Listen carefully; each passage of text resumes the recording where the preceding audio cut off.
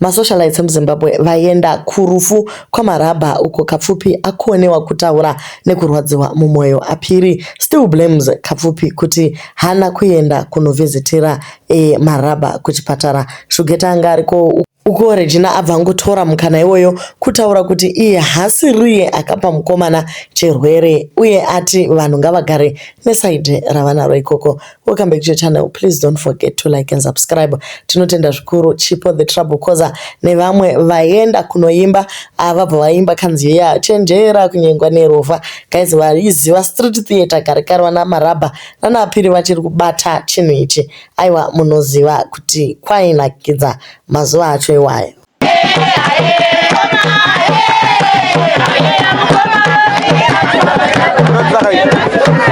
Chanyanisa kurwadza ndechekuti vanhu vakawanda they still blame Kapfupi, asi zvimwe zvacho ndezvekuti vedu veka guys, Kapfupi ane life yake. Musakangamwe, there was a fallout yakaitika recently apo Maraba akati iye Kapfupi wamutumira zvidhoma asi Maraba anenge anga defaultawo pane zvakawanda zvaimunetsa. So ameno kwaakafamba achibva auya ndokutaura papublic kuti Kapfupi ndiye ainge ari responsible nekumuroya. So zvimwe zvacho zvinobva zvazo ignorewa kana tasvika panguva yakadai. So everyone is blaming Kapfupi as if he was supposed to be responsible for Maraba. Iye Maraba mudzimai wake ari kupi, including hama dzake who were supposed to be there for him.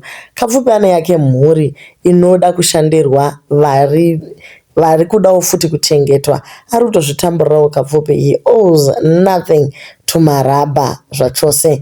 Kapfupi wacho ari kunge asina utano kana kuti old age. Guys, vanhu ngatingorega kutsvaga unongwa. Kapfupi also needs help. Chawawana idya nehama ndevamwe vari kudaro mutorwa nehanganwa. Kapfupi haisi hama yaMaraba. Kutamba vese doesn't guarantee kuti ukarwara ndokurapisa or what. Hama dzaMaraba ndo dzanga dzichifanira kuva dzichiita izvozvo. Kapfupi is a life and a family to look after. Atoriwo nematambudziko ake. Apiri vatsimbirira nyaya imwe cheteyo vakati Kapfupi ari wrong anga achifanira kunoona Maraba. Kana Kapfupi chai Kapfupi anonzi Kapfupi yoyo ari wrong. Sei muchitaro ari wrong. Asatarise zvimashure. Andimuza asatarise zvimashure. Ngatazve kumberi. Focus.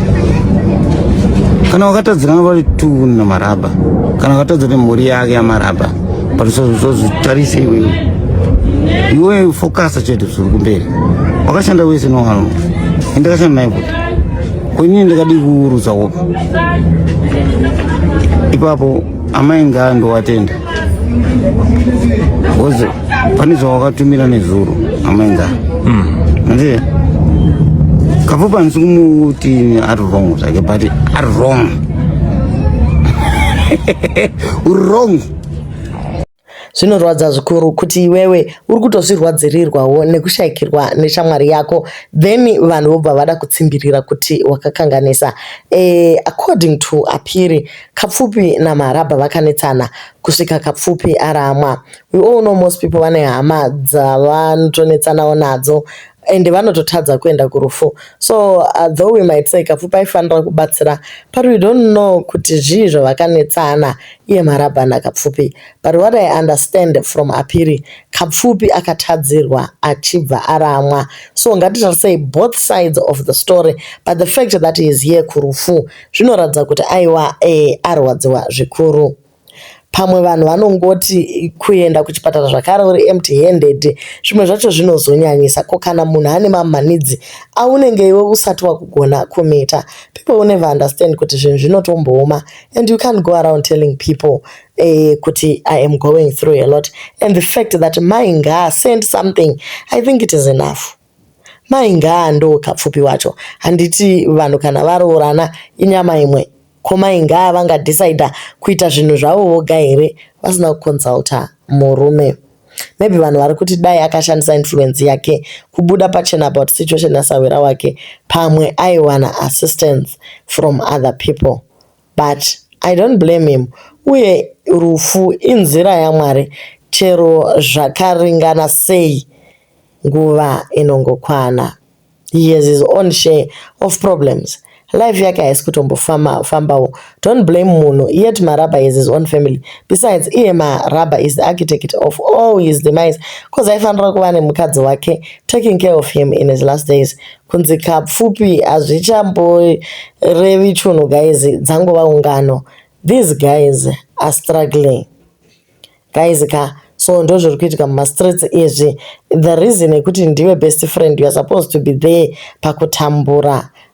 Guys Kapfupi was the one umwe aifanira kunge akaplaya role hombe mukurwara kwaMaraba.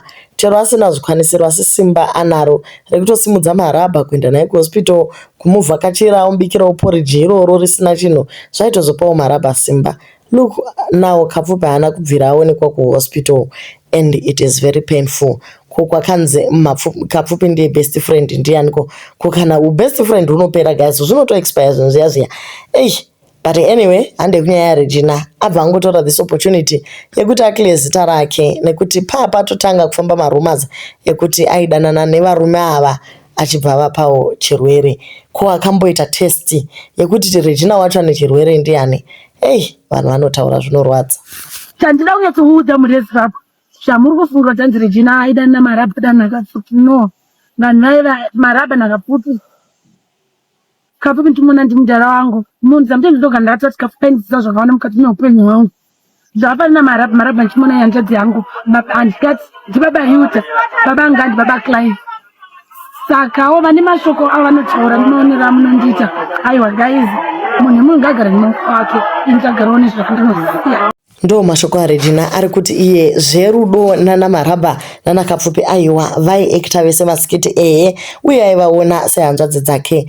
Guys kuri kunzi work and pleasure zvanga zvisingasangane zvachose. So guys vanhu vari kuramba vachitsimbirira nyaya iyi aiwa ngaichisiya matambo, mukomana agone kuvigwawo murunyararo. So far board yanga isati yatorwa, mari yanga isati yakwana, vanhu vakakanda chema. So zviri kuexpectwa kuti zviitike this afternoon kuti mutumbi unotorwa. Ivo vana Regina vanga variko 1, paingotsvakwawo $100 vaizokonewa here kubatanidzawo zvima20wo nemaskitsi avanoita. Saka vanhu vari kunzi vane mapages Regina, Kapfupi, Apiri nevamwe vakadaro vaifanira kushandisa mapages avo as a cry for help munhu achiri mupenyu. It is our culture kunyepera kuchema munhu afa taitadza kana message yegetwell soon zvayo. It is easy to be targeted by people once you receive these gifts from maphilanthropist edu aya atinoziva kuti vari kuba mari dzenyika. When the dust has settled, people need to look at the well-being of our said legends. Is it GoFundMe or government or both that should look into helping their welfare? Not the nonsense yekuti wiki neiri uri kutora mari yese oisa muhomwe make then vanopedzera vosorana nana Kapfupi ava. So guys ndo nyaya iripo. Vanokwanisa zvakare kubata hama dzaMaraba ngatirambe tichikanda pati napo ipapo kuti mukomana agone kufushirwa zvakanaka. Zvinorwadza kuti street theater sitanga kuona chiko 2004 tichitanga kuvhurika maziso, vamwe vanga vagara vatotangana nazvo kare. Varume vakati entertaina mhani kuti vazoita news kudai zvekunzi kwai munhu ashayirwa zvikwanisiro. Aiwa guys, nyika yedu yakaita seiko. Tinoziva kune dzimwe nyika macelebrities vachibatwa at high regard, but vedu ava zvakaoma zvokwadi. To leave your comments on what you think panyaya yedu.